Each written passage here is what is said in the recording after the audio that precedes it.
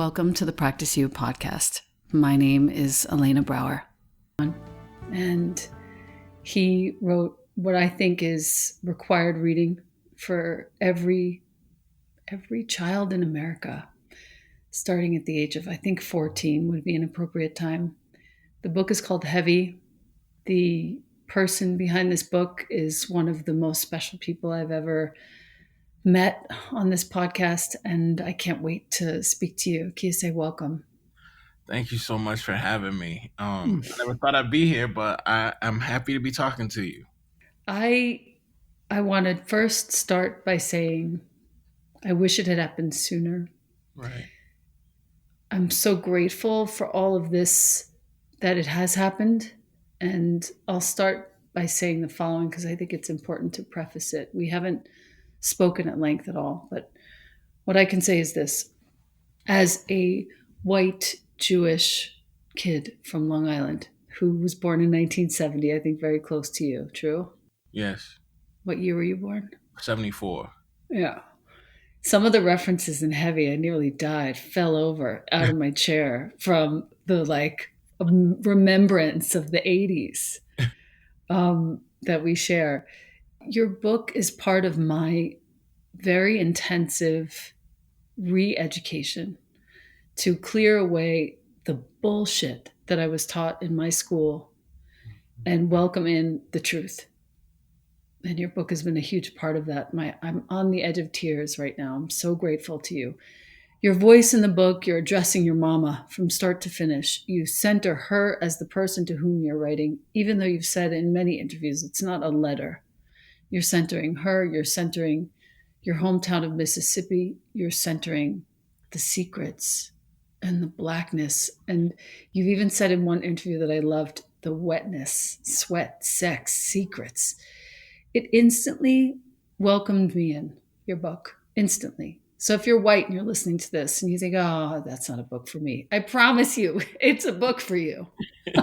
It's a book for all of us. It took me in, it took me home, and it helped me see and taste and smell the depth of love that you, your grandmama, and your mama shared, and all the narratives that course through your family, the worst shit and the best. Your book is going to change how I write and how I think. That's what's up. That's just the most amazing sort of introduction that I could hear. So I appreciate that, and mostly I'm glad you say that it took you home, because Yeah. ultimately the book is about the places we stay, right? Whether the bodies, the homes, the towns, the cities, but the home, especially in the rooms, in those homes. So The rooms. What's crazy is that as I was reading it, I was picturing the carpeting in my childhood room. It's so weird that you just said that. yeah, those rooms. I mean, rooms are majestic, but they're also almost always haunted. You know what I Yeah. mean? We kind Yeah. of don't really unpack what happens in them.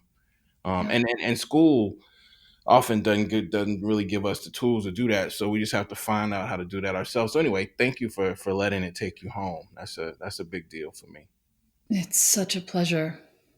I would also like to start by saying, also to any white listener, this book will give you new eyes and a new mind and a new heart. And if you're afraid of your whiteness, which I'm now learning to talk about as like, hey, look at a chair right now, chairness. Right.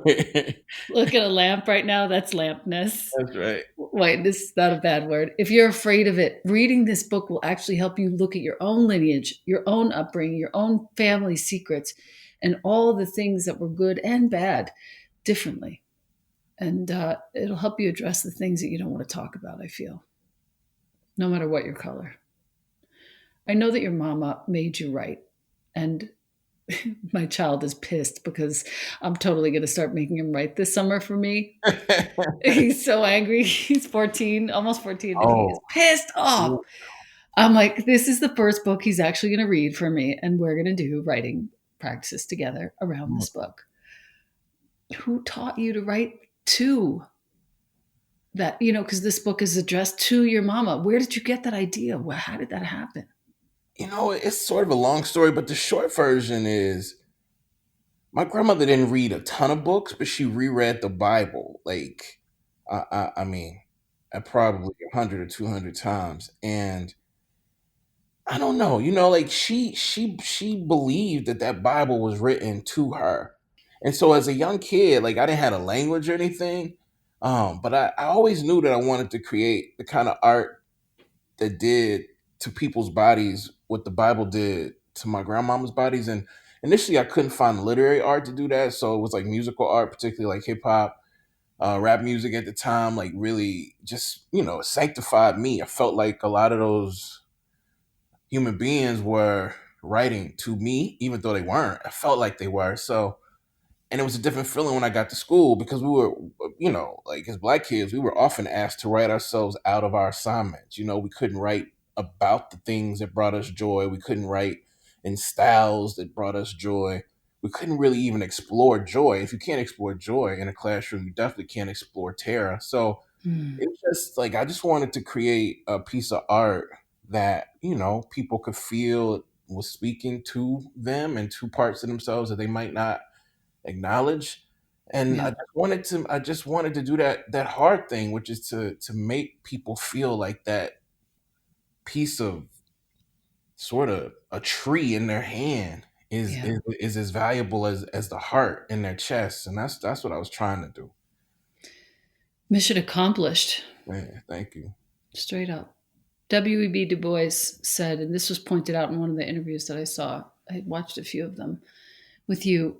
He said that Black people have a double consciousness. And I'm bringing this up because this is something I want my white listener to feel. Right. The life you live in the white world and the life you live in the Black world. And here's the perfect definition of white privilege. We have never had to do that. We've never had to do that. That's our privilege. An entire level of our nervous system, I feel, is completely free to be creative, do whatever the fuck you want to do, because you don't have to think about managing who you're showing up as in this one context and in this other context. Right. And that is a great understanding that I have gained from reading your book and from watching the interviews with you because you're so articulate in this realm. I really have to thank you for teaching me that inadvertently. What is the consequence? Here's the question, pursuant to heavy. What is the consequence of masking that pain? Because I can see it in your mom, I can see it in your grandmama, and I can see it in so many of the people in your life, the characters in the book. I can see the pain masked coming through as all of these very rich, sad, deep stories and arcs and narratives. What do you feel are the consequences of masking that pain? Oh, that's a big question. Um, I mean, the great thing about that question is that it should be asked of if we're just going to be local, it should be asked of every American. What are the consequences of masking like the rooms in your body? Like, okay, there's a room, there's something in there that you need to go in there and look at, but what are the consequences of just believing that that room doesn't exist? Well, in real life, shit in there can start to stink and the rest of the house can start to stink, if you don't go in there and check and see what's in that room. So, for my grandma, my mom, and my mama, they came up in different times. But one thing was similar was that they were not allowed as black women to fail and definitely not to fail publicly, which means that this artificial sort of like baseline of excellence became the goal, but it also became the only thing you could really talk about. So when you didn't reach Right.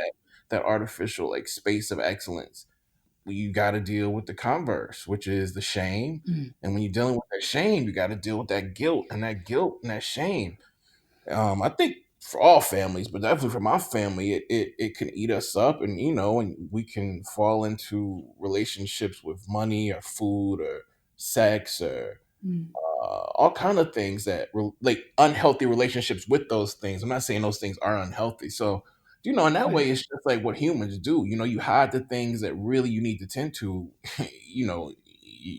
They're gonna come out. You're gonna feel it. Yeah. But I also just want to say something about what you said earlier about white folks like having the privilege to not sort of reckon. with whiteness. And while I believe that is so true, it's also, I think, an indictment of our educational system, right? Where That's true. if we want to live in the world that this nation, at least a nation that purports to be land of the free, home of the brave, all of Mm. these things, it's like we should have taught white children that confronting and reckoning with whiteness is necessary for us to be the nation that it purports to be. Similarly, like with patriarchy, like if we really want to be the nation we purport to be, we have to start teaching young people who identify as boys and eventually men, that, like, confronting this masculine hardness is something that we got to contend with. So it's a privilege, but it's also an indictment of the way we were all educated, I think. I have a team, a separate business, and I have a team of tens of thousands of people. And I put myself as a white woman in charge of teaching this predominantly white team about all of this. And I've made the comparison to, even though it's not quite the same, it is, and I mean this from my heart, as a Jew, I can say this. I've made the comparison to the kids in Germany who, during the 50s, late 40s, 50s, 60s, weren't really taught about the Third Reich. That was sort of glossed over in history. And those kids who are our age now, not our age, they're a little older than us, but I've spoken to some of the kids who are a little closer to our age and a little bit older. And they all said the same thing. They all said the same thing. They weren't really taught it until later. Right. Then they had to find out for themselves. Yeah. And if we don't take the responsibility for finding out for ourselves, we are contributing to the problem. And God forbid a white person who's still not learning. God forbid you happen to fall in love with someone of color. Right. God forbid you have a baby of color. Then what? Right. I Then got what? That's the then what? I then got friends. I got friends who have kids of color. It's a very Yeah, real thing, for and real. they're learning. Yeah. And there's a consequence, right? I mean, that's just the thing about learning, is that I think it's taught literally and cinematically as this sort of clean transformation, but learning is messy. Learning Hmm. requires so much revision. And the thing that this is tied to the question you asked about my mom and my grandmama. The Mm, thing that learning really requires is failure, right? You have to right. put forth a theory or something that is wrong in order to go back and revise it. And so we're just not in this country, like, we sort of like cherish the winners, and we don't really think about, like, the cost of winning Yeah. and losing. That's what I think, at least. You know what I'm saying? Like, so I just Mm, want to write a book that brought a lot of that to life. And Heavy was an attempt to really just look at the cost of someone who, for all intents and purposes, like, I look like a winner on paper. You know what I'm saying? I grew up in Mississippi. We didn't have much money. My mama didn't have much money at all. I became a college professor. I became a writer. And so, yeah, okay, by American standards, that's success. But the interiority, I think, is no. the most important thing. And if you neglect that, as we are taught to do, you rot Yeah. and you ride other people, you help other people ride. And Yeah. it, mine is specific to me, mine is specific to a black southern context, but that's a human context. You Yeah. don't deal with your shit, you're gonna ride and you're gonna hurt other people. What's interesting too is that the issues that you were facing, there's your mom, loving, accomplished, makes you right on fucking Reagan's claim that the brunt of a lawbreaker's Right. crime falls on him and not society, Yeah. makes you right on Jim Crow, makes you right on all the strategies used by black elected officials in Mississippi, all these things that she made you write about. So brilliant. Like, she made you who you are. And then at the same time, and she's still alive, so I say this with the most respect. I had issues with my dad. He's still alive. All the respect in the world. But she also was super abusive to you and almost like terrorizing you in certain moments because she herself was being abused and terrorized. How on earth? Like, I want to be brought to the moment where she read the book and you and she sat down and somehow this got reconciled. I'm dying to hear about this.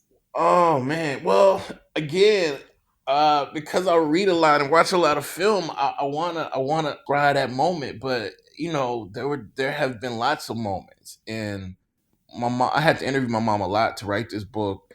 And of course, during the Right. interview process, she didn't want me to say some of the stuff that was going to go in it. So I took out a lot of what she didn't want. But at the end, Mm. when it was kind of drafted and I showed it to her, uh, she says it made her stomach hurt. And the Mm. thing that she wanted me to understand was that loving me as a child was not hard. She's like, I made it hard because I kept so many secrets from you. But the thing is, you think you're keeping secrets from your child, but especially if it's just you and your child, like your child can see. And conversely, I kept a lot of secrets from her that I thought she didn't see, but she saw. Uh, Right. so when the book came out, we talked primarily about addiction, about gambling addiction. We talked about food.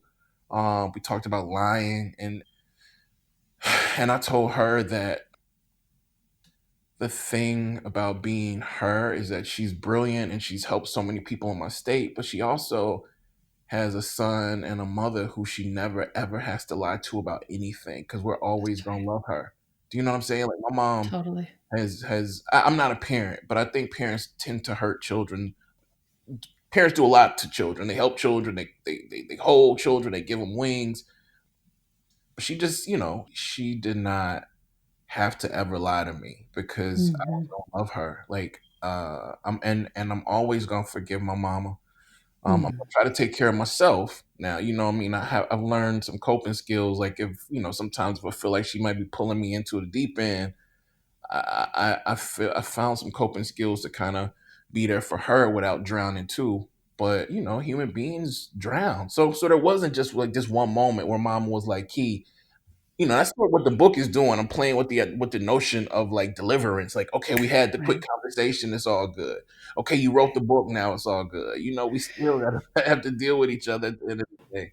And Yeah. and right now we're in a wonderful space. Like she is. We're talking every day about addiction. We're talking every day about joy. We're remembering not just the sorrowful things, but we're remembering things that other rooms that were actually full of joy that we didn't think, we were Mm. punishing ourselves because we were, addicted to gambling or whatever.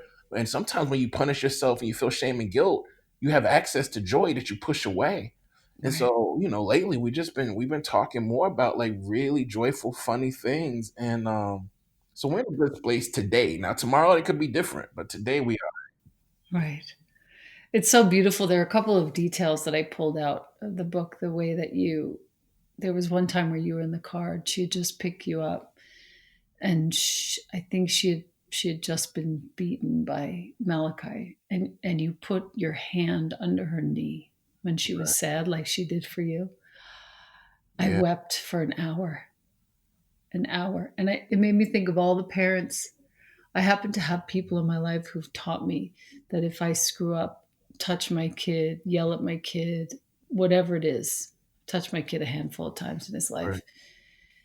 And every time, though, I'm taught to just get in there and say in every word that I can use, I'm sorry for Yeah, X, Y, Z, right away, and repattern the shame from it. There's actually studies done on this. Repattern the shame and immediately turn all of the synaptic connections in the brain back to creativity and away from adrenaline, fight or flight, wow, all that. wow, Super interesting stuff. But wow, when I read this, I fucking died. I couldn't stop crying for a very, very long time. And I realized that this was one of the reasons for this book, why it should be required reading for all American kids, and I think parents too, is that we need to see and feel at close range what it feels like to be a child. Forget the color for a second. right. A child of a mother who has just been beaten, who is also beating the child who for whom the child cannot help but give all of his love. It is the most important thing to see because Yeah. it would stop a lot of people from hurting their kids. I think it would. I think it would. I mean, Yeah. that was one hope. I don't want to write didactic art, but one hope was that parents would just be a bit more cognizant of the importance of tender touch. Yeah. And all of our parents are gonna get beat down. You know what I'm saying? Yeah. Like, maybe not beat down from a partner, but beat down from something in this. world. in this world. Yeah, But there's ways to deal with that that don't entail like sort of trying to destroy your children. And and the most important thing is I want to say is I just think there are a lot of ways to do that. I think their parents, from teaching young children. I know kids who were never ever hit by their parents, but who were brutalized psychologically, brutalized emotionally, brutalized spiritually from parents who did not deal with their own brutalization. Do you know what I'm saying? So hmm I say that because I think sometimes because I talk in that book, I mean I'm also talking about emotional abuse, but because I write about physical abuse, I think people sometimes don't think about the ways that we all harm people, especially emotionally, psychologically, spiritually too.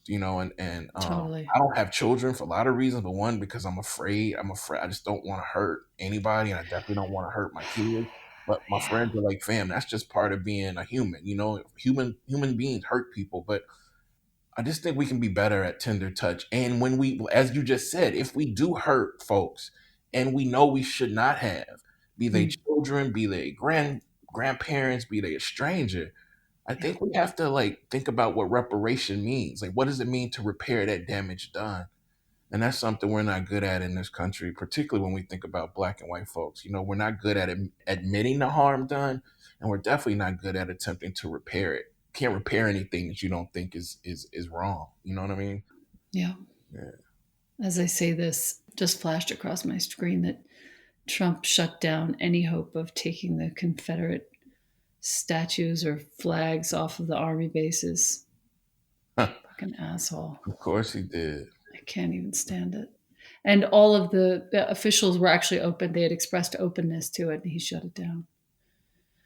We got Yeah. to get him out of office. I think that the thing about Trump is that I always just have to keep reminding myself that is again like as singular as he is, and he is a singular kind of evil, right? Mm, There's a mm, part of this country that made that emboldened him with power.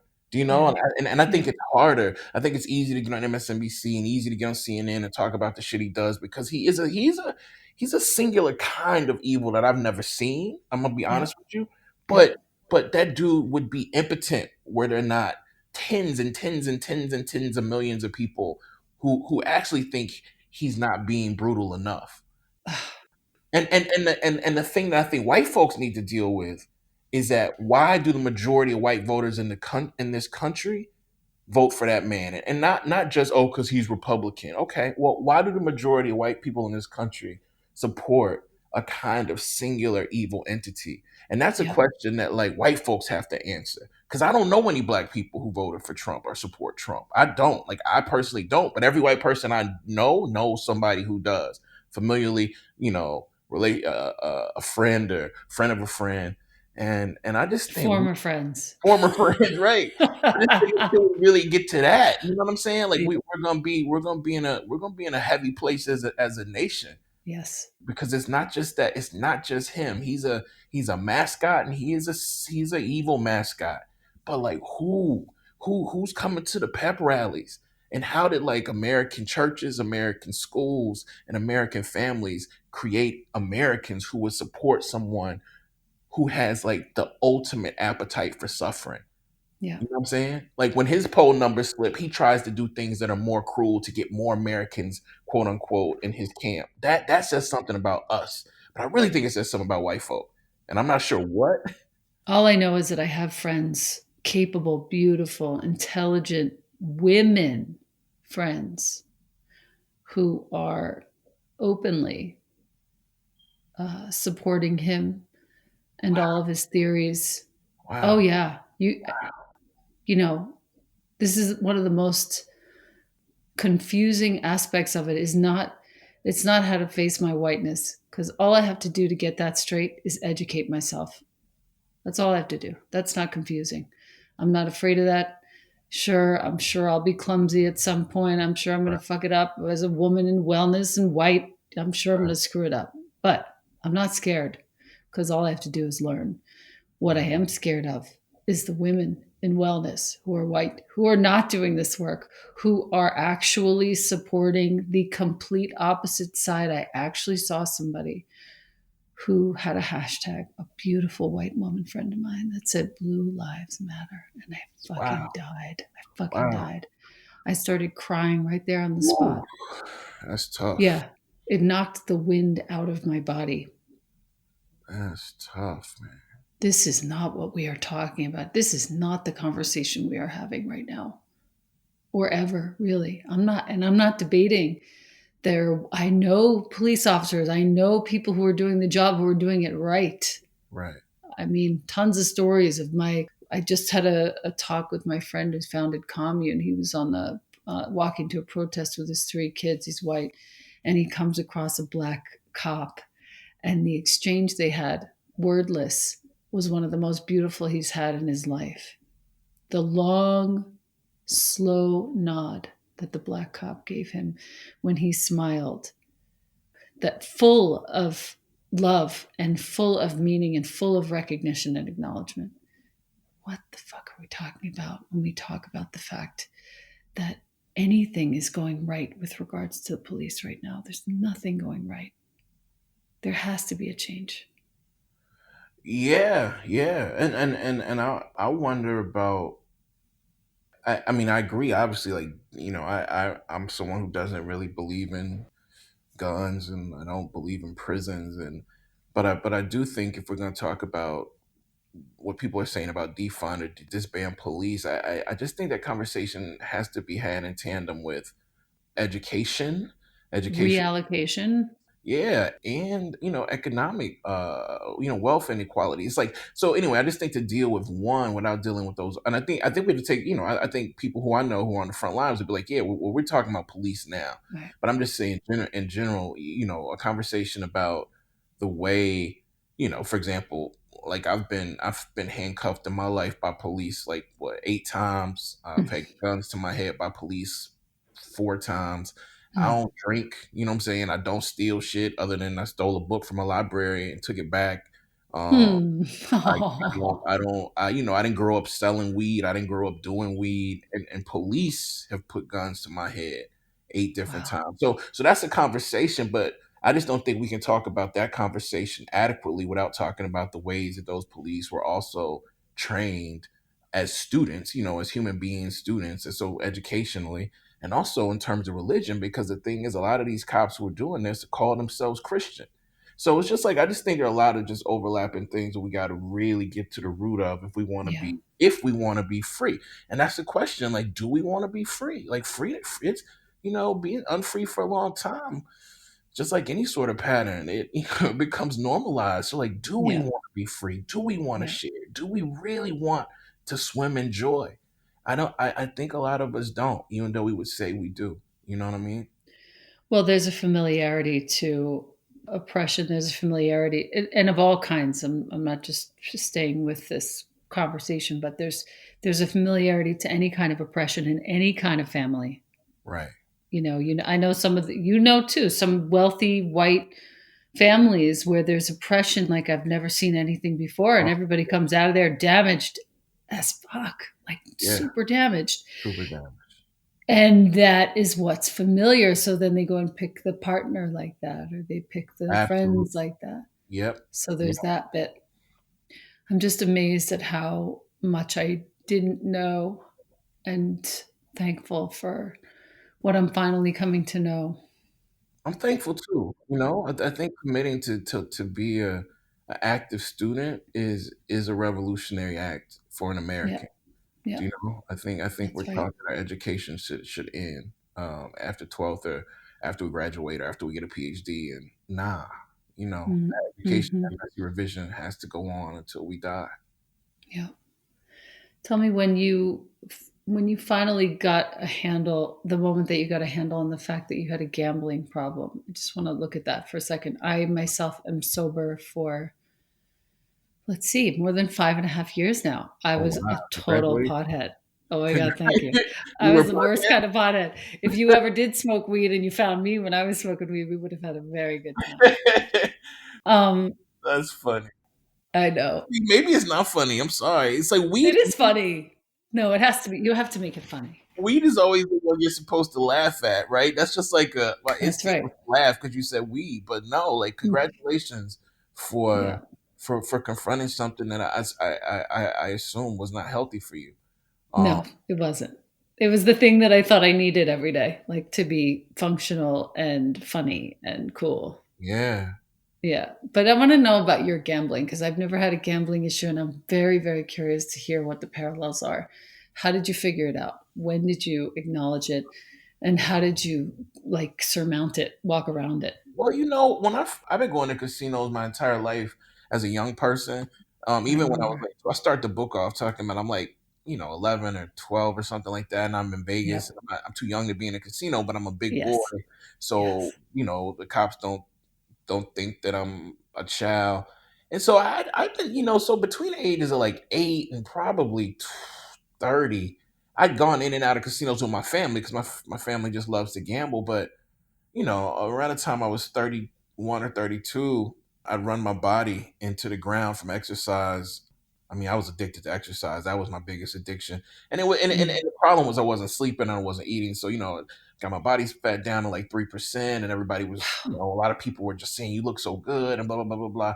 And then when I broke my joints broke and I couldn't run. Mm. And then the only thing that could give me the same sort of high that I got from running my body into the ground was gambling, like. And at first I was just like, it's my money. I didn't come from money.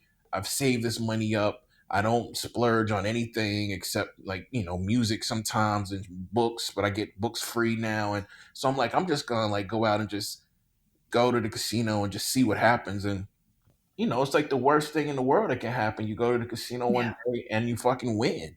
You know what Yeah. I'm saying? Like, and then it was just like ever since that day, I mean, I just kept coming back. But after a while, my interior life was shambles. My relationship was fucking horrid.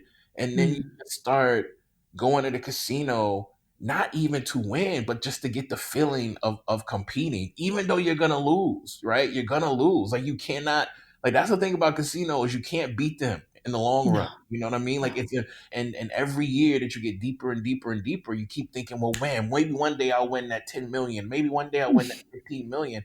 But like for most people who go to the casino a lot, it doesn't matter if you win 15 million because you're gonna get back 15 million plus one. You know what I'm Right. saying? And so Right. for me, it was just like I spent all my savings. I sold my truck. I started getting these payday loans, Mm. and I was embarrassed. I was ashamed. I didn't, I'm also like gender dynamics in my family are weird. Like I'm the youngest, but I was also supposedly the man of the house, so I needed to send money to Right. my mom, to my auntie, to my grandmama. So I would still make sure I sent them a little bit of money. But when I got to the point where I didn't have anything, like every work check I got was gone. I'd be at the casino. I get paid at 12 a.m.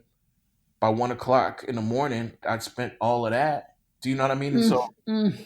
I just had to talk. And Oh. so for me, I didn't go to Gamblers Anonymous. I talked, I wrote about it. I tried to talk to my parents about it because they both were obviously dealing with gambling issues.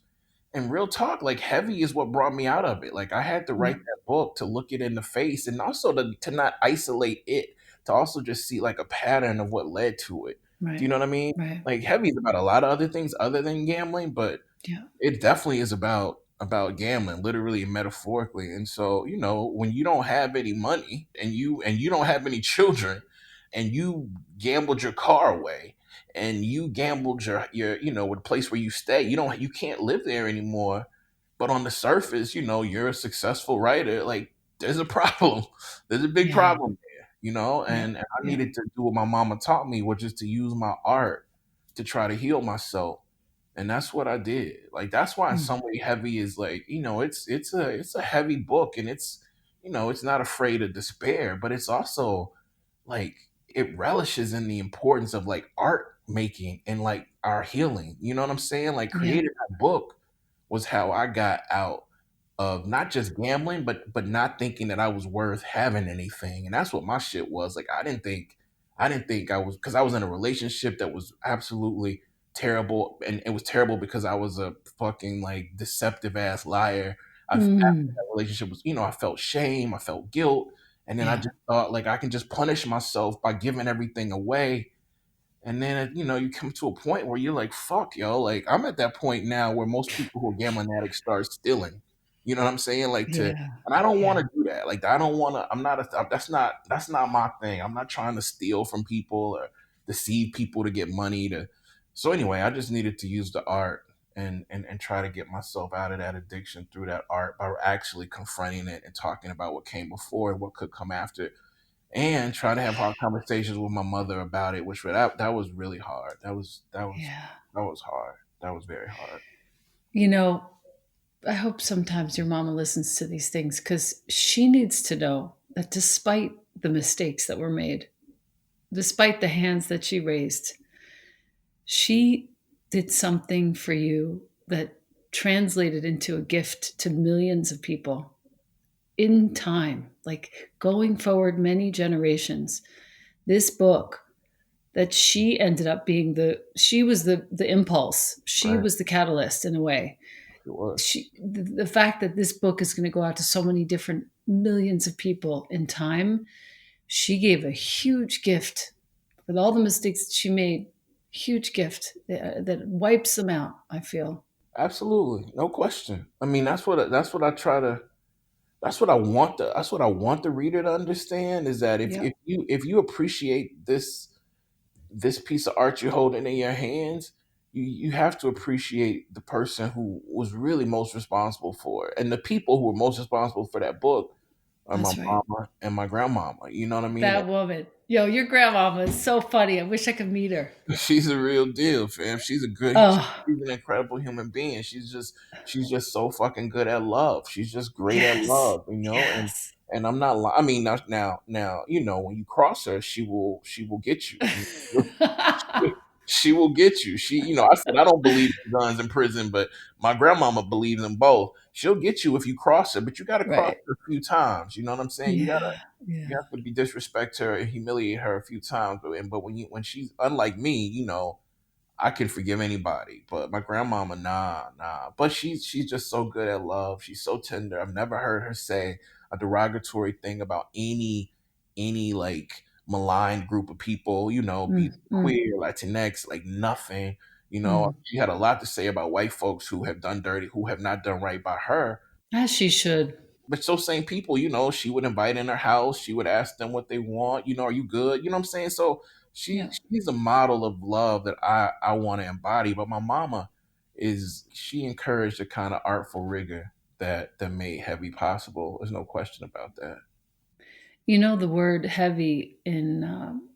So I've taught yoga for almost 30 years now. The word heavy Wow. is the root of the word guru, and it means the one who has the most weight. Whoa. Gravitational, you know what I mean? Gravitationally, the one who really holds the space, Wow. right? Wow. I should Yeah. have known that before I wrote the book. That's my grandma. That's who she That's is. what I was just gonna say. That's her. That's her. That's her. And it's so interesting because she said this, I was interviewing her and she was like, you know, just heavy enough. And I was like, that phrase just stuck with me. And I'm like, heavy enough for what? And she's just like, I think she said something like heavy enough to like not fly away or something, just heavy enough. And so like the idea of being heavy enough is just something I also wanted to play with in that book. That's what made me think of it when I read that line. Yeah. Man, I was That she was talking about. It felt to me like she was talking about that, like heavy enough. It's what she is, heavy enough to hold right, all of these fucking dirty right. truths That's right. all at once inside of this body and still Yeah, love. yeah, yeah. That's it. That's it. That's it. I want to thank Danny Shapiro for introducing me to you. She sent me the other day out of pretty much nowhere. She and I are pretty close, but out of nowhere, she sent me the episodes that you had done with her. And I was just like, oh, what? Oh man, you know what's interesting about that? Y'all should have heard the first version because we recorded a version earlier the day before, Yeah. and then her software whatever didn't record. Mm. But that one was probably the most intense interview I've ever done. But then the next day it was a lot lighter compared to the first day. Yeah, it's funny that you say that because I could feel that there was something that we didn't even scratch the surface, and I was instantly drawn. Right. Like I wanted to know who you were. I got the book. I started to read it. This is like 4 days ago. Oh wow. I This that was pounded I 3 months pounded the book. ago.